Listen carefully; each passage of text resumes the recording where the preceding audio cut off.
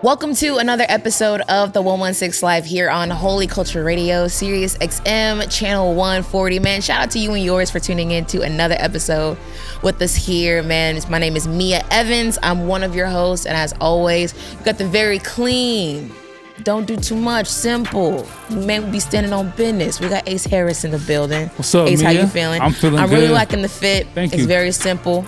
You know what I'm saying? Sometimes simplicity, less is more. Sometimes when you don't know what to wear, you just throw on all black. You just don't want all black. I feel that heavy. Can't go wrong. You can't go It's wrong, easy. man. But how is that doing with you with being in the heat? Because you know the heat's been going crazy. I feel like Kanye said, man, when you want to be fresh, you don't worry about all that. You know what I'm saying? Facts. I see folks with jackets and layers in the heat. No, you're I'm right. like, yo, this is not functional. You do in whatever Atlanta. for the fit. I'm You just, do- I saw people yesterday. I'm like, yo, this is not like weather appropriate. It's not, but she's bro. looking clean, but. See, I'm too. I be sweating. You know, the No, brow be facts, sweating, so right. I can't get away with it. Some of like the Defend 20-something, the Gen Z, y'all can. It can slide with the Yeah. extra hot fits. The old, like the unks. Nah, it's over Not with. the unks. That's crazy. Over Listen, with. we have a really good guest on this week's show, man. When I tell you, dude's been making strides. And we feel like it was only made sense for us to be able to have him here, talk about the 116 life he's living. We got Dante Pride in the building. Hey, What's up, bro? Bro, how are you feeling? Fit is fresh, too. Yo, I appreciate it, like man. you were saying, I'm the trying to jewels come to is step like dancing. my brother Ace, Hey man, setting your goals too low, brother. Man, listen, you've had, I'm not gonna lie to you, life's been really exciting for you. If I could give insight, shout out to my church, Transformation Church in Tulsa, Yeah. Oklahoma. I first got introduced to you when they did the Undefeated Champion album, and you were Yup. on Overflow. And I was just like, whoa, I love, of course, seeing even CHH represented. So Yeah. being able to see what was to me a new face. And then I think we met at Mike Teasy's event, being able to see you and your Yup. beautiful wife there.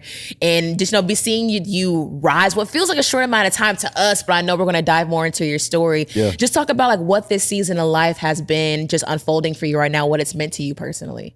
Man, this year, these past few months, it ain't been a year. Yeah. Like, it's yeah. just been crazy, man. Like, it's just a testament of God's faithfulness. Like you said, man, I've been doing this for a while, but to some people just seeing this, they just think like, yo, like this has just happened over time. And so really this just shows me that one yes can just change your entire life. And so, man, I'm grateful. I'm Yeah, grateful. man. That's amazing. Those yeses, I'm not gonna lie, saying yes in the season where you've been pushing real hard, you Yeah. can get weary.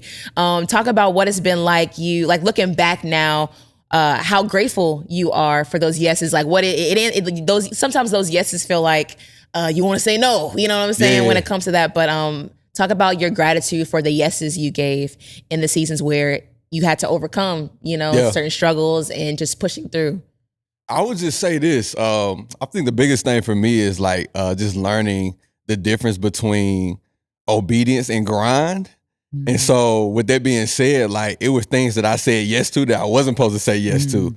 And there was some things that, God was trying to get me to do that I was just sitting back on. And so what I mean by that is, the pivotal point in my career that really just turned things around for me came from a yes. So, just looking back in hindsight, like different things and stuff that I said yes to, and maybe I didn't get put in the forefront, that was still God. And so I think a lot of people that, they think success is like, growing the social media numbers, streams and stuff going up. But it's like, when I look back in hindsight, like the yes and stuff that I gave back then, the sacrifices that I made back then, it's like, yo, like all of that was not in vain. And even to this point now, you got followers, you got fans and stuff that are looking at you and stuff now.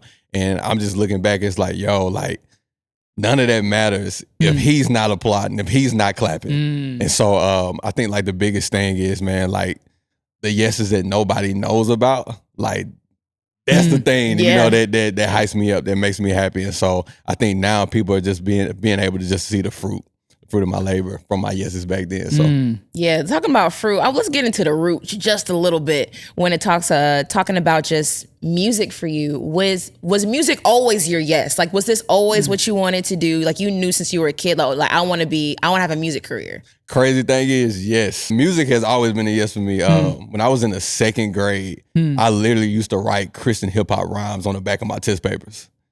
Second grade. So I'm a PK. And so my uncle, he was a youth pastor. And so I was in the back of his truck, and I had older cousins and stuff that always used to play secular hip hop music. And so I used to love the beat and stuff. But when I was at home, like I couldn't listen to it when I was at home. So my uncle, that was a youth pastor, he was playing music in his car, and it was an artist by the name of Kenton Jones. K. Jones. K-Joe, You look. lying. It I was grew up on K-Joe. K-Joe too. Yeah. Yeah, so I'm hearing the beat and stuff, and now I hear him say Jesus. I'm like, what? Like, this is a Christian song, and that literally changed my life forever. Okay, When pause. From one K-Joe fan to another, what were the songs that you grew up on? Man, Password. Stay Saved. Mm-hmm. I mean, Real all fans. the classics. Sheesh. What's another one? That I'm a warrior. Yeah, I got you. Like, I I'm got an you. OG K-Joe No, fan. same, absolutely. So Okay, yeah, I was in the second grade, heard that in the back of my uncle's car, man. And after that, man, I would come to school, second grade, and I would write rhymes on the back of my test paper. And so my teacher caught on to it. She was like, what is he doing? Like, what is he writing? So she looked at my papers, and she actually gave me a Christian hip hop CD. What? Your teacher? My teacher Is gave me a this Christian hip hop it's public CD. school or Christian school? Public school. What did she give you? So it was a local Christian hip hop out artist to that locals. was in Alabama. She gave me the CD, and then shortly after that is when I found out about Lecrae. And so ever since then, so a lot of people. So I'm still young, like I don't even share my age often, but I feel like I'm at home. Okay, So I'm gonna say okay. I just turned 27. Oh, yeah. And so for a lot of people, they like, man, like, you still got time and this and that. But it's like when God has placed a desire in your heart at such a young age, you can imagine how long that has felt. So being in second grade, writing rhymes, to being in middle school, recording my first song, burning CDs, passing out CDs to the people in school, and they laughed. Like I remember my 7th grade year, I got bullied for passing out CDs for Christian rap songs. Because it was Christian rap? Yeah, they had never heard of it. They like Christian hip hop, like this man rapping about the Lord. Like they What kind of school were you at? Like what's the dynamic? What's the demographic? What kind of? So we were diverse. So yeah, Gotcha. it was really just half and half. Sure. So Gotcha. Yeah. So hold on. So this teacher, did she like know you couldn't do that? She was just like, I'm just gonna give you a Christian rap CD. Like, did you realize at that time, like, man, she's kind of going out of her way, out of her profession to kind of share the gospel with you? Did you ever think about that? I think at the time, I know they were kind of lenient a little bit. They weren't as strict as they are now with like it's true. bringing Back then. Christianity, in the school. Sure. And so I guess she was just ready to risk it all. She was Hey. like, he writing something. And she looked at these rhymes and stuff. And I guess she was just like, let me bless this dude with a So CD. dope. So dope. So you being a PK, I'm curious to know, when did your parents know about you writing Christian hip hop? How did they feel about it? So on and so forth.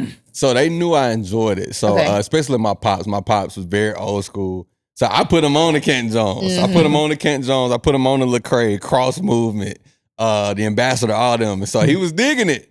But when I told him that I wanted to rap, he was like, hold on now. Like, what? Because I think he started to see how much time I was investing in it. And this is overtime, like middle school. I spent a lot of time writing music. I was in my room. I used to have people from my school come in and out of my room, like to hear you rap, to hear me rap, and some record music. So you had recording equipment in the crib? I had recording equipment at the crib. Your parents bought it for you? Like, how'd you get it? So every time I would get some money, like from my grandparents or whatever, like I literally would just put that to the side and just get equipment. So you were focused. I was focused. I had a USB mic. So I had bought a USB mic. Plugging into the joint. Yeah. And I had this software. It was called Mixcraft.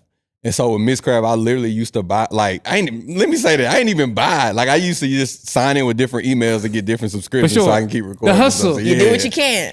you was a hustler. I was a go-getter. So my pops would tell me, like, yo, like, this is your bedroom. Like, this ain't a studio. Like, why you got all these folks coming in and out the room? So I would have maybe 2 or 3 friends come over and record or just listen to what I was doing. So how did that feel for you, knowing like you put your dad on, okay, he rocking with Kenton Jones, he rocking with Lecrae, Cross Movement, but wait, you say that you're going into it, you get a different reaction. What were your thoughts on that in the moment when you kind of realized that the full support wasn't there? At the time, as a kid, it hurt. Like, you know what I'm saying? Because I played basketball in school too. And so, they supported with basketball and things like that. But when it came to the music thing, it was like, nah. But I feel like at a young age, I realized it was like, yo, the only reason why they really have an issue with it right now is because they never seen it done before. And so at a young age, I just had a grace from my parents. Like I always, and my wife would tell you, my family would tell you, like whenever I put my mind to something, like I'm doing it. So it don't matter what anybody else got to say. And so for me, like I was young and getting booked at shows and stuff for middle school. And so I would have times where they would tell me that I couldn't go. Like, my father would tell me like I couldn't go to those particular shows and stuff. And at the time, like he just didn't get it. Like he didn't understand. I feel like part of him as a father felt like he was protecting me from something. He's like, yo, like he's gonna get into this music thing when he get out of school and stuff probably, and it's not gonna work. You kept going. And he's gonna fail. He ain't gonna know what else to do. So I feel like at a young age, my pops felt like he just had to come in and just protect me. So how was your grades at the time? Like I know you was like really grinding with the music side. How was the performance on the education side? So my mom was a school teacher. So my mom, she was checking them grades every single day. Like I was one of them kids. My mom, I'll come home and she'll be like, "What was this 0 about?" And I'll be like, "Yo, like they gonna let me make it up. That ain't the final grade. That's the excuse. They ain't put the real grade in yet. Mine's okay. We all getting to do it over." And so my grades were pretty good. I remember 8th grade in high school, I kind of spiraled a little bit. How bad? Man, it was pretty bad. You crashed out a little bit. Was it behavior or just grades or what? Man, it was all of the above. Say more about that. So man, that year I decided to take on a lot. So I already hooped and I played football as well. Oh, so I had jumped into football. That was like my first year playing like school ball. I didn't play after that because I rode the bench. I was like, I'm not doing this again. But anyway, my mind was just everywhere. I was trying to fit in. I think by that time, 7th grade, from getting bullied from making Christian hip hop music, in 8th grade, I felt like I had a statement to make. Like, you know what I'm saying? So it's like, y'all know me as this. Y'all knew me as this last year. So 8th grade year, this new year knew me.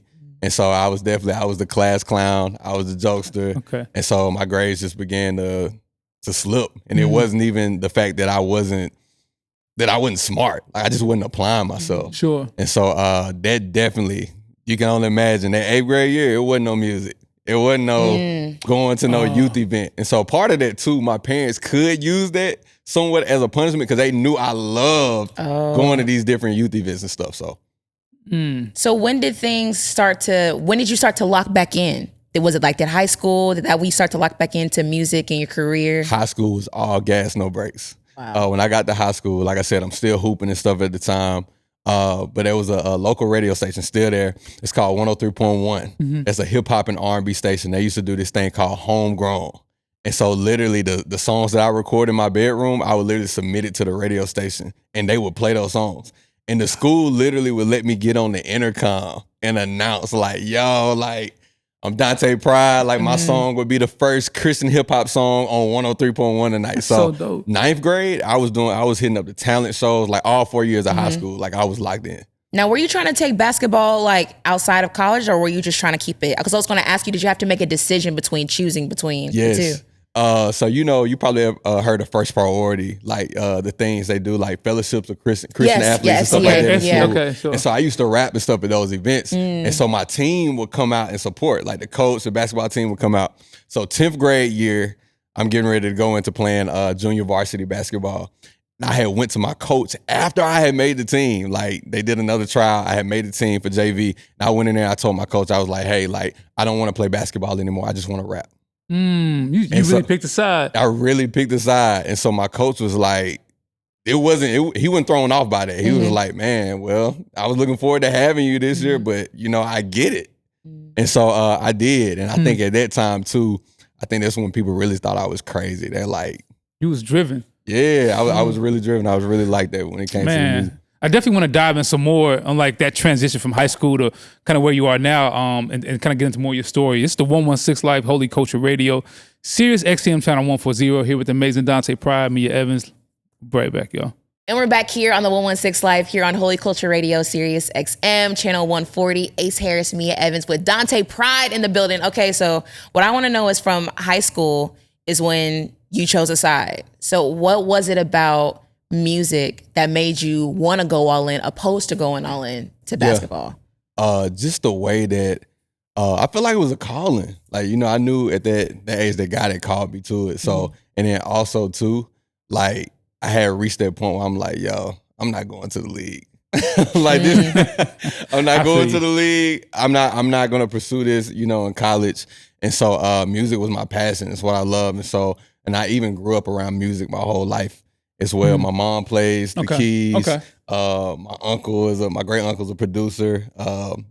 We actually had gospel groups. So if y'all listen to Quartet music, I grew up Baptist. So yeah, so my aunties had a group and all of that. So music was just always embedded in me. But that age, I just knew the impact that I could have on my school, because in high school they started to respect it. Because at that age, like, you know, I'm going to youth group and things of that nature. We had a big youth movement and stuff that was in my hometown, Decatur, Alabama. It was called Elevate. Alabama, gotcha. And so I said yes. I was like, man, let's go all in. Right. And my team, the coach, they supported it. So that's dope. So like you, at this time, I don't know how many people we've had on this show who have been pursuing like not just a rap career, a Christian rap since 6th grade. Yeah. That's like normally it's like, yo, I found Jesus in like high school. Yeah. Or I, you know, was doing mainstream rap and I came over at 22. Yeah. You've been trying to be a Christian rapper since you were 11 years old. Facts. And like, talk about that journey. Like,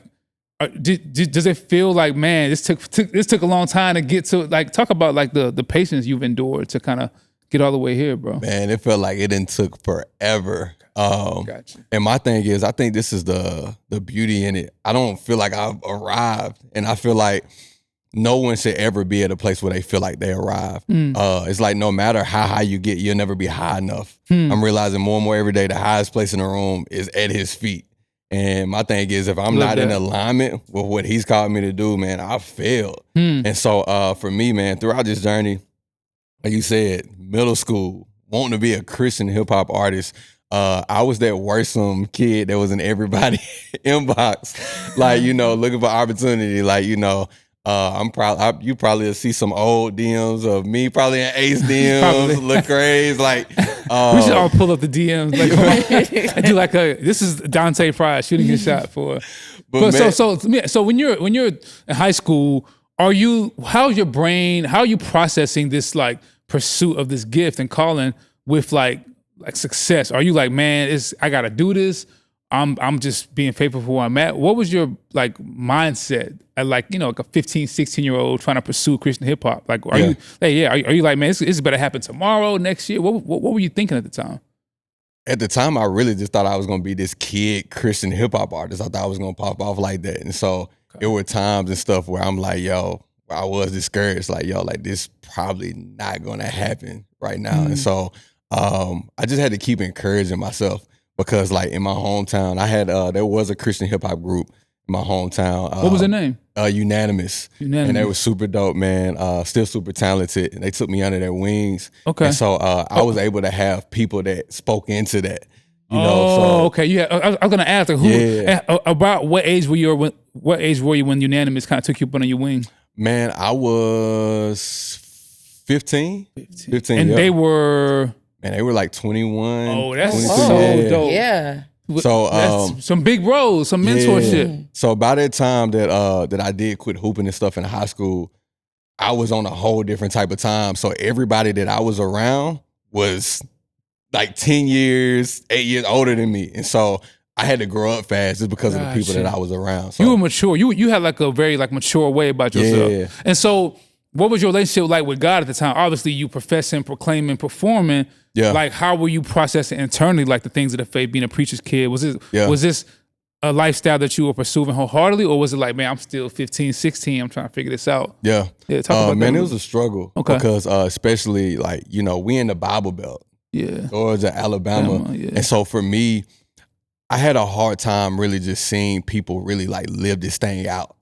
And so at the time, like, you know, being a PK in the church, you see a lot of things in the church. You get a chance to see behind the scenes and everything. And so for me, like, I was trying to figure it out. It's like I'm rapping about God, but it was like still at the same time, like I still wasn't like living. I was a fan of Jesus, but I wasn't a follower of Jesus. And so when you in high school and you got so many different things and stuff that are going around you, and you like the outcast, you know, trying to make music for him and also trying to live for him, like that was hard for me. And so I feel like that's one of the things that had me wanting to really just throw in the towel as well, because it's like, yo, like I had people that were like, yo, like Dante, like he making Christian music, but this is the text message he just sent. You know what I'm saying? And so for me, that was tough. That was probably like the biggest hurdle I had to overcome, was really searching to see, can I really live this thing out for real? Like I know I'm rapping about it, but it's like,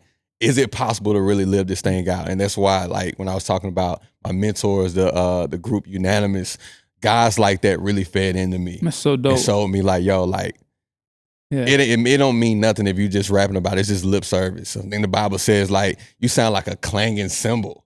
And so my thing is, like, if you really gonna talk about it, live it. Because if you're not living it, then your music is a lie. Dang, I'll let that marinate for a second. Yeah. That's real spill, real truth. At what point did you like kind of come around to like was it out of high school, like where you started to overcome? At what point was it like, man, I'm professing it, performing it, and I'm also trying to really walk this thing out? Was that like after high school? Talk about that transition into like your young adult years. Yeah, so I would say it was around my senior year in high school. My senior year in high school, I had actually kind of took a break from actually like doing music like at the beginning of my senior year. Like I was trying to make sure like, yo, I gotta lock in, I gotta graduate. Okay. And then after that, man, during that time, I really got a chance to really just discover God for who he is. I think during that age, I was really like differentiating the difference between relationship and religion. Like, cause there was different things in the church during that time that I ain't understand. So, you know, like you grew up in the Baptist church, it's like, the Remembrance of Me table and stuff like that. They like, man, like, don't touch it or you gonna fall over dead. Like, so it's like, I'm trying different things out. So I'm like let me see what's gonna happen. And so like, at that point, like I'm discovering. And so as I'm discovering, as I'm seeking God for myself, I'm like, Lord, like, you're gonna have to show me like what you want me to do. Like, I'm getting ready to graduate. Like, you know, I ain't got no scholarship. I don't know what college I'm going to. And I had ended up doing a year in community college. And even during that year in community college, man, like there was a studio on campus. And it was at a point where I wasn't even going to class. I was in the studio. Like that's where I was at. Yeah. Like grades is slipping. And I finally got to a point where I was like, bro, like I can't waste my time and I can't waste my folks' money. You know what I'm saying? So that's the time where I really was like, yo, like I'm finna lock in for real. And even backtracking, my senior year in high school, I recorded a joint.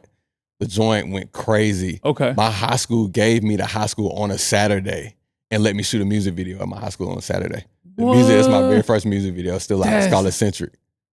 That's amazing. So you were like a real, like, this story reminds me of some of like the like the era of hip hop, independent hip hop. Think about people like Master P, like really, like even K-Joe in a lot of ways. Yeah. Early Lecrae, just like that independent, we gonna figure this. This is like before streaming era, before like platforms. Yeah. It's like, that's what it seems like when I'm hearing your story, it was reminding me to that type of like grind. Yeah. Cause you were in Decatur or Huntsville. What city in Alabama were you in at the time? Decatur. Which is like how big, how small? Decatur is pretty small. Okay. Like, you know, and even when it comes to like the music thing, like we don't get a chance to see a lot of people make it out of Decatur, Alabama. So a lot of in Decatur has come a long way, man. There's so many great things that's coming out of Decatur now, and it has been. But you know, from a music standpoint, it really wasn't. It's like if you don't have life figured out in Decatur, it's kind of one of the things. It's like go get you a plant job, and nothing is wrong. Get you a what? Go get you a plant job. Go work at a plant, and there's absolutely nothing wrong. Shout out. Yeah.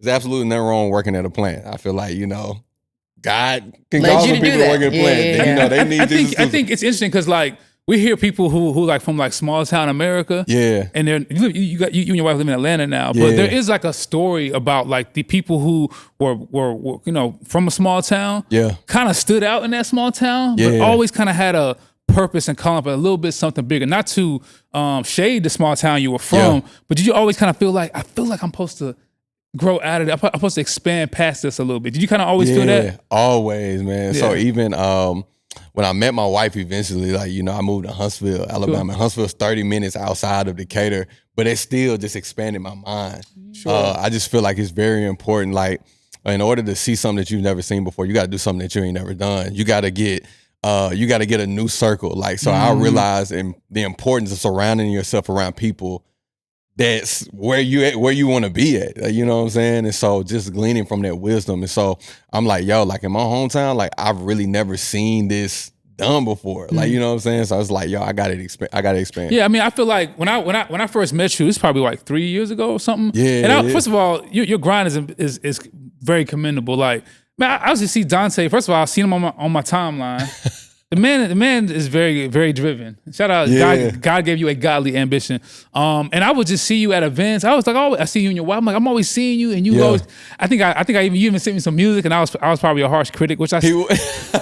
That's probably like, man, this dude Ace is trash. But I text you back on something. I was just like, but it seemed like the person that I was engaged in, something about you felt like, you know what, I'm probably gonna see this guy again. Like he's gonna come back around. And I feel like, talk about how you got from, moving to Huntsville, getting married, and all these things to now being like a officially like signed Christian hip hop artist. I mean, this is like literally middle school in the making. Like, talk about how you got to where you are now. And man, I want to say I appreciate you.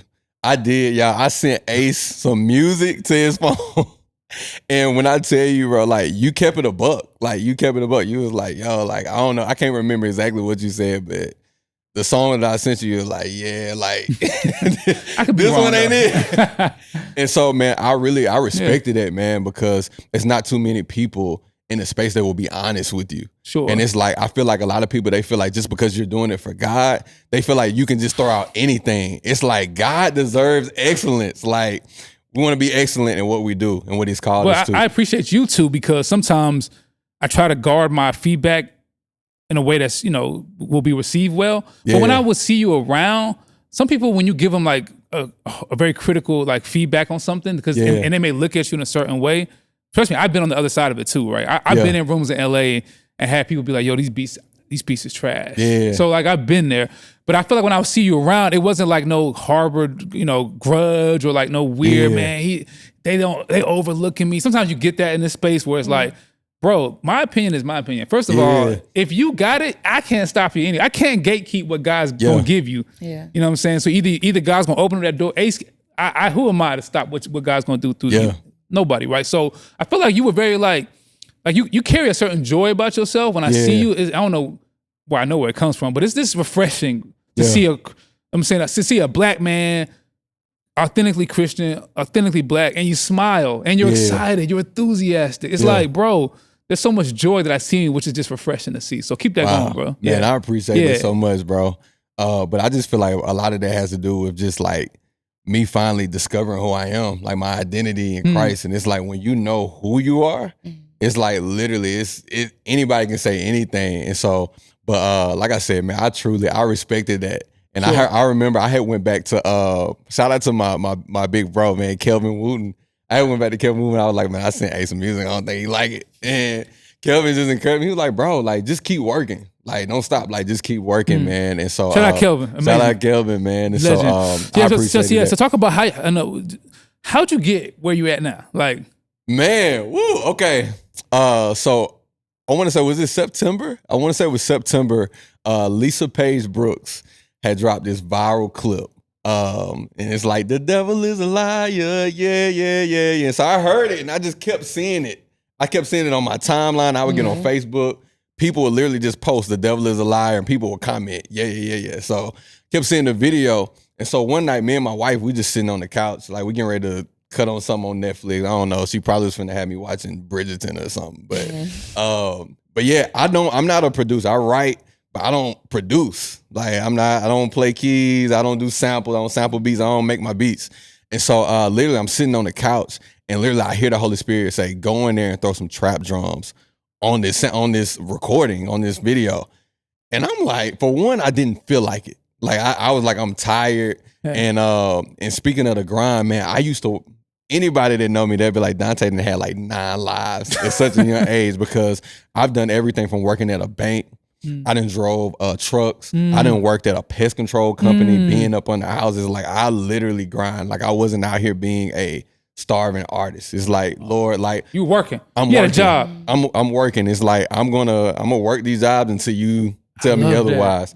And so me and my wife, we sitting on the couch and I'm like, yo, I guess I'm finna go in here and throw some drums on this. And like I said, going back to me not feeling like it, a lot of people miss out on opportunity because of lack of obedience. And so people don't understand, we treat God a lot of times like a president. And when I say that, when you have a president, you got polls. So it's like you get to vote for what you want to do. But when you have a Lord, when he say do it, you do it. So a lot of time people miss out on opportunities just because of their lack of obedience and their lack of their yes. And so when I heard that, I went in there and I made it happen.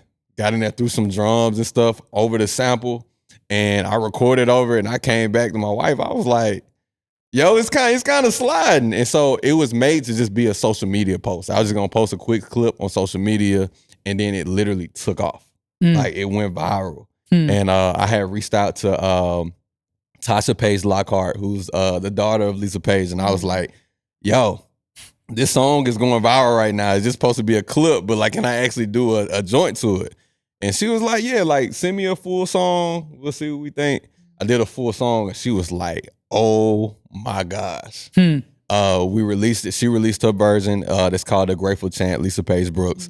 Went crazy. And then I got a chance to go back and resample what she put out. And it changed my life forever. To the point during that season, I was doing disciplinary at elementary school. What you mean doing at the time? So this man said live nice. Passing out whoopings. But I was an ISS instructor. Oh, so gosh. When students, they hate seeing you, boy. Yeah, so when the students got in trouble, like they would send them to me. And so it definitely was dope because the students knew that I rapped. And so they'd come in, like it was just super inspiring, I know, for them. Like, yo, like he here, ISS teacher, but he also living out his dream on social media. They see me on social media and TikTok and all that. And so anyway, during that season, I knew that God had called me there to be in that school. I ain't know why, but usually the jobs and stuff that I would get, people would just hand them to me. Like it would be one of them things where I wouldn't have to fill out an application. Like it literally just be one of them things like, we want to hire you. So it was a principal at a church the church that we were serving at literally just hired me for that job. And so I was there serving at the school. And so, the school system is not a lot, of funds, in the school, and especially being an ISS teacher. Right. Like I wasn't making a lot. Sure. And so literally God was taking care of us, man. And shout out to my beautiful wife, man. She stuck beside me because she seen the vision before she saw it. Yeah. And so, man, yeah, it changed my life. Yeah, it was paying mortgage. That's so dope. Yeah. And so that right there is what changed everything. Then Transformation Church happened like the next month. Wow. And me and Pastor Mike Todd had talked in 2022. That's when he first reached out to me about doing the Undefeated Champion project. And it just goes to show, like with the yeah. When Mike Todd first reached out to me, I thought that was the moment. I was like, this is the moment where I have my breakout. But God allowed me to release yeah first. And I believe he done it like that is because when God moves, he's going to make sure that nobody else gets the credit but him. Facts. And so it's like, yeah. Then Pastor Mike Todd with Undefeated Champion. Then right after that, I signed to Capitol Records. The day that I signed to Capitol Records, I get a call from Change Church that I got the job to be youth pastor. Slow down, Dante. The same day. We gotta dive into the same day. That's so inspiring. I'm so happy that you touched on that, because I've even seen the fruit of that in my life, where God will show you a taste of certain things, but he will always point you back to the thing he told you to do last. And people just don't understand the catalyst that happens in obedience. I'm so grateful you shared that. Now, when we come back, we want to dive into signing, you being at Change, the culture shifter that you are. So don't go anywhere. We'll be right back here on the 116 Live, here on Holy Culture Radio, Sirius XM Channel 140. We'll be right back. And we're back here on the 116 Live, here on Holy Culture Radio, Sirius XM Channel 140. Okay, so we got to dive into this signing. You kind of segue into it a little bit, but I'm curious to what connection you made and with everyone at Capitol, and then just the whole snowball after that. Yeah. When it came to Capitol, I got a chance to meet, shout out to Drea. Got a chance to write with Drea, get in some studio, had a studio session with Drea. But no way, they weren't interested in signing me at the time.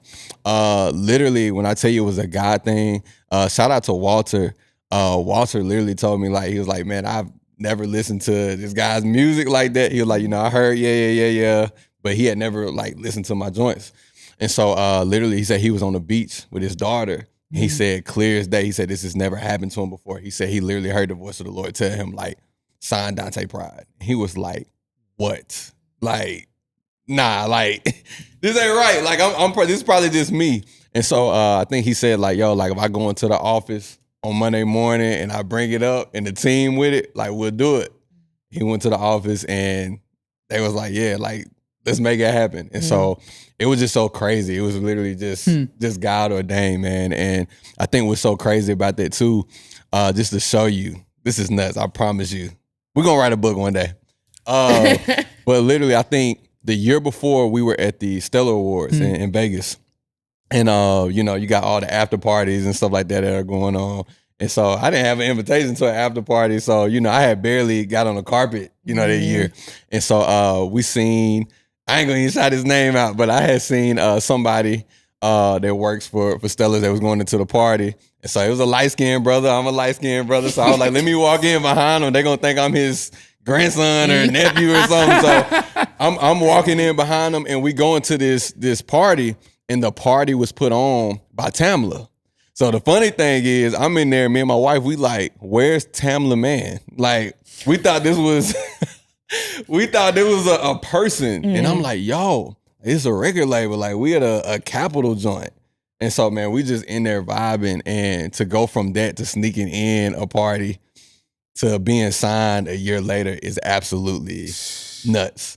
And so just being a part of Capitol, man, it's been super dope. I love the team. It's a family. Shout out, we got Lee Vazzi over there. Shout out Lee. Yeah. Who else we got? We got Tim Bowman. I just recently signed with Tamla, and then Capitol overall. I can't name all of them, but you got Gio, Childlike CC. CC over there. Man, it's so many dope, amazing artists, man. So I'm grateful for the opportunity. Man, dope. What does it mean to you? Because I'm not gonna lie, I've loved seeing their roster grow, and a lot of people in Christian R&B and Christian hip hop. What does it mean to you to be in addition to that? You know what I'm saying? To see the rise of CHH and that you're a part of that with Capitol. Man, it's amazing. I feel like now, man, CHH, man, it's gotten so broad. I think Miles Minnick, he'll say it all the time, like, welcome to the new mainstream. And so shout out Miles. Just being able just to be a part of something that's, man, this is kingdom. Like, this is kingdom, man. Like, I feel like there's so many dope artists and stuff that are out in Christian hip hop now. And what I feel like, man, we're learning the importance in CHH now, like, that it takes a team. Like, I was reading this quote that Pat Riley said. He was talking about Michael Jordan. And he said with Michael Jordan, like, I think he didn't win a championship until his 7th year. So until his 7th year, he earning trophies and awards and stuff like that. But it wasn't until his 7th year until he won a championship. And so he said Michael Jordan won a championship because he realized that individuals win trophies, but teams win championships. So I feel like, man, I've been seeing so much collaboration and coming together with Christian hip hop. And I believe like we taking the kingdom by storm. So I'm just excited and just overjoyed, man, just to be a part of the number. So sheesh, man, that was beautifully said. Well said. Very well said. So talk about being, like God's faithfulness, like in your life to pretty much take you through a long season of developing, waiting, right? Because I mean, again, you've been doing this for so long, but you're so young. Talk about how you can explain or speak to God's faithfulness in your life and the relief you feel getting to a space of being a signed artist when you've been, you've been a hometown hero for so long. Talk about that feeling a little bit. I feel like to describe his faithfulness is just the no's that he's given me. We talked about the yes at the beginning. But I feel like his knows that, man, I ain't gonna cry. So we want you to. I just feel like at the end of the day, man, the times that I thought that I was ready, I wasn't ready. It's like the fact that he loves me so much that he like, yo, like, I'm gonna keep you hidden so that you won't get out here and you won't get your head knocked off. Because man, like in the day of social media, like, it's so much like you underneath a microscope. And I just feel like God, he was like, man, like, I'm going to make sure my son is ready before I throw him out here prematurely. So I feel like, but just looking back on the faithfulness and the goodness of God, I'm just so appreciative of the no's that he gave me. Because if he would have just let me wander out, man, ain't no telling where I would have been. It could have been scandals out, like, you know, I wouldn't have been able to handle it. And so I'm just so grateful to God for his protection.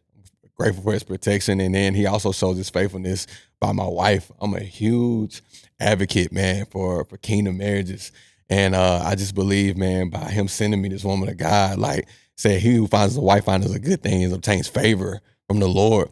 I believe, man, there's doors and stuff that are open, that have opened up for me because of that woman that's by my side. Facts. And I also believe there's been protection, a hedge of protection that's been around me because of that praying woman that's by my side. And so, and he just showed his faithfulness just by his protection, man, over the years. So, yeah, that's powerful, man. It's I'm overjoyed just even outside of the industry, just to hear your heart for what you do is amazing and so needed. And I want to keep echoing that. And it's like, it reminds me that God answers prayers with a no sometimes too. Yeah. And it's like his no's still an answer. It's still an answer. Yeah. And it's a form of protection. And it's actually it's you know, rooted in love. Yeah. I love you so much, I'm gonna tell you no for what you asking. It's to protect you from what you can't handle. And I think that's how many times do we surrender and submit to God's no's? Yeah. And it can hurt. It can sting sometimes. Like, God, I want. He's like, nah. So shout out to that. And even you being like a youth pastor, and you want to speak, like, you are giving me like someone who's like a mature young man who's like grounded spiritually, which is like really dope to have a platform. We want more people to have that. Yeah. You know what I'm saying? Kingdom Christian hip hop platforms, but who are really grounded spiritually. Yeah. Because that's important, man. This is it. These podcast equipments, these accolades, all those rings, those champions. I mean, what's that going to be in light of eternity anyway, right? Facts, come on. What's it really going to be? So I think that's good that you're grounded and planted. Yeah. Yeah, so, come on. How did you get the connection with being at Change? Were you a member at Change before you? I wasn't. Okay. Yeah. So I've youth pastored before. I've been a youth pastor. I've always had a heart for next gen. I've been in young adult ministries. But literally how that happened was just so crazy. I got reached out to by my bro. He told me that they were looking for next gen pastor because we just opened up a new location out in DeKalb and so in Stone Mountain. And so he reached out to me and it was a long process. Like I remember even during my hiring process, like when I went down there for the interview, came up here for the interview, I found out I was preaching that day. And so yeah, so the day I came for my interview, I ended up preaching. And man, when I tell you, man, at the church? At the church. It was for the youth service. They had a youth service. That was like the part of the interview process? I think, yeah. Do I see what you have? Let me see if he know the word. Well, this is, Darius, what we doing out here? Come on, Pastor. That's amazing. But man, I really respected that, man. And so I got up there and I was able to share with the youth. And I want to say that was in January. And like I said, I had my signing party with Capitol in March. And literally, as I'm leaving out the hotel to go to the signing party, that's when I got the call. It's like, yo, like we want to offer you the position for Change. And so I just feel like just to be able to show them something different. So when I go into high schools, I just went to Stone Mountain High School the other day, and I was talking to a student, and he overheard a conversation I was having. He came up to me. He was like, "You a pastor?" And I was like, yeah, because, they probably used to seeing a pastor look a certain way. And so I also got a chance to tell him, I was like, not only am I a youth pastor, like I'm a rapping youth pastor.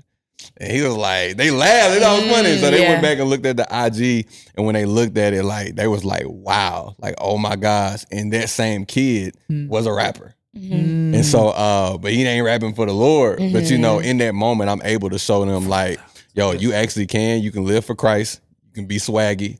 And then you can rap for them as well. So I'm just excited to be a part of Change under the leadership of Pastor Darius and Shamika. They the GOATs, in my opinion. I love them. And we just here to just show a generation that it's okay to be relevant, but we want to show them that not so relevant to where we're compromising righteousness. Yeah. So I want to ask you this just because what we see is one side is all these blessings happening, man. Like you get signed, you get right after the signing party, you get the call that you're the pastor, the youth pastor at Change.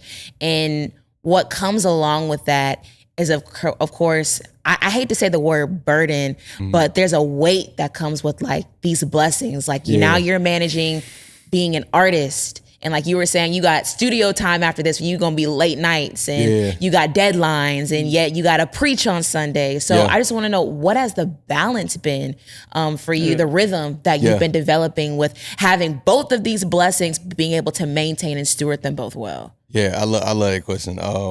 Because I feel like they both deserve 100%. Capital is expecting me to 100% deliver, and so is Change. They get all of me. And so, for one, I think scheduling has been so important for me in this season, like to the point, like mapping out my day, even to the point of scheduling alone time with God, because it's so important, because you can get in a rhythm and you forget the important thing, to be at his feet. And so I just feel like that is what keeps me from getting overwhelmed, and also because he called me to it.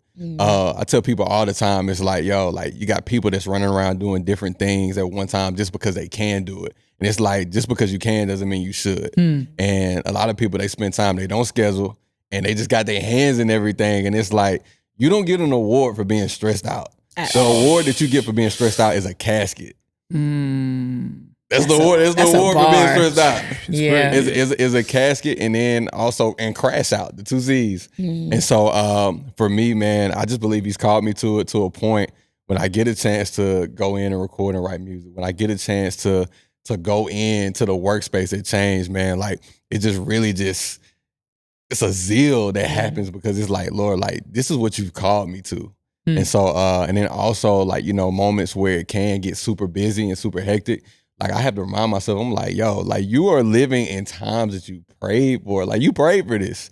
And so, man, it's just a blessing. So I just feel like scheduling, that's what keeps me on the rhythm. And then also, it's just that Holy Spirit juice, because he called me to it. So, because I feel like sometimes you get God gives you a certain amount of blessings because he still wants you to know that you still need him. Like, you know what I'm saying? Like, I'm not going to lie, Dante. You being able to balance being a youth pastor and an artist, I know it ain't nobody but the Holy Spirit helping you, do that. So you even giving that credit in where it's due is so respected.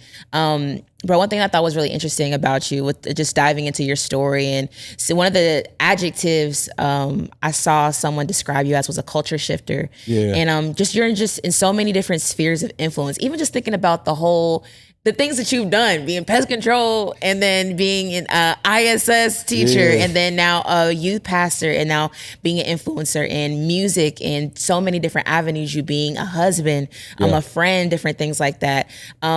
When it comes to you shifting different atmospheres, what is your main goal when it comes to being that change in certain atmospheres where you may not see, but it's necessary for you to shift those atmospheres? I just feel like it's just important just to go in being yourself. Like, you know what I'm saying? Like, I feel like so many times people try to force moments and stuff like that. And it's like, lights don't talk. Like, you know what I'm saying? So when you walk in a room, like you're shifting the room just by your presence being in there. And so it's to the point, man, like, and I keep going back to this just that a long time, because I just want people to understand that, like, it's so important just to be at his feet. So, man, when I walk in spaces, when I walk in rooms, especially, you know, we out here in Atlanta, like, you know, it's Zoo Atlanta out here. So, you know, when I walk into different rooms, man, it's like, people don't even know why sometimes, but it's like a different reverence. Like, so, you know, if somebody in the room and a cuss word may slip out and they like, oh, my bad. And sometimes I feel like people use them moments to be like, oh, no, you good. It's like, no, like, let them respect. Like, you know what I'm saying? Let them honor, because it ain't me. It's the Holy Spirit. So I just feel like for me, just encouraging myself, man, just be yourself in whatever room that you step in. Like, understand, like, even when I speak, like, I'm not cooking for me. Like, I'm cooking for them. Like, you know what I'm saying? So I just feel like just walking in obedience, being yourself, being true and authentic. And I just feel like that's how you stick to being a culture shifter. You're a culture shifter by being who God has called you to be. Nah, facts, bro. I'm so grateful the fact that you've stayed the course, because I'm not gonna lie, doing something when you was you said in middle school, all the way into you being 27. You could have stayed at the pest control. Like, you know, you could have did the plant job, you know, but you being able to stay consistent and have what Ace was talking about, that I really like that he said, that godly ambition, because you can have ambition for yourself, but when you have ambition that's fueled by God, it's a whole nother level. Yeah. Man, we're able to see the fruit, like you were saying at the top of the show. We're able to now see the fruit of everything you have because of the roots and how God had you planted, bro. So thank you for being consistent, because we're all able to asking the goodness of God by him using you. So bro, thank you so much for being here. And we hope that everyone who was listening was able to be encouraged by Dante's story, for you to be able to keep going, for you to be able to stay rooted in God, that alone time. So therefore when it's your time, it's your season, you can bear fruit as well. So shout out to everyone that listened to this episode, man. We're so grateful for Dante. Shout out to his beautiful wife, L'Oreal, who's in the building. Shout out to Matt for holding us down. Shout out Ace, man. Shout out to everyone tuning in for this episode of the 116 Live here on Holy Culture Radio, Sirius XM Channel 140. Signing off. We'll see you guys next week.